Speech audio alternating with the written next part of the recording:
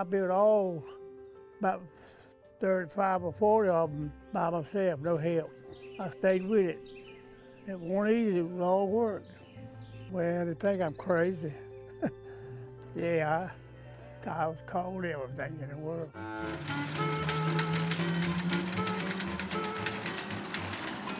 Wallace Simpson is an internationally known folk artist. He just died recently. We are acquiring his original collection, which is 31 large whirligigs. So Wallace was born in 1919. He grew up on a farm, Wilson County in Lucama, and he kind of got a lot of engineering, mechanic skills. I mean, people that grow up on the farm, especially back then, they know a lot. Just by doing, you had to kind of make do. You couldn't go to Lowe's. He started building, as he called them, windmills. And some of them look like traditional windmills. Some of them were whirligigs, which is a machine that has a primary action that creates a secondary action. And then some of them are just kind of like kinetic sculptures.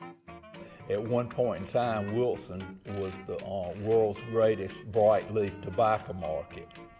And that pretty much drove our local economy. Wilson probably had a dozen tobacco auction warehouses in its downtown district. We now have only 2 left. One of those is being used as a tire warehouse, so it's an active business, which is good. The other one has been abandoned for years, and that warehouse is directly across Goldsboro Street from the Whirligig Park. Even though we're not through with the park yet, but just the prospect of this park being completed has stimulated already over $20 million of economic development activity in historic downtown Wilson. 2 loft apartments have been completed, and they're fully leased to young professionals, and there are many other projects, on the drawing board. We're over halfway through. The North Carolina Arts Council was the first partner we had. We started this project approximately 5 years ago. Keep in mind, that's when the recession was coming along, and everybody kind of shook their head, and there were a lot of naysayers, and like any project like this. I think when we started out, not as many people were behind it as are behind it now. But I look around and people are excited.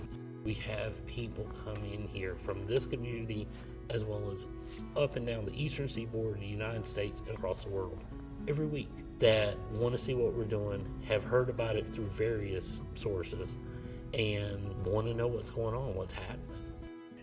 People thought Wallace was a crazy old man when he started building whirligigs, and there were a lot of people that thought we were crazy too when we started on this project.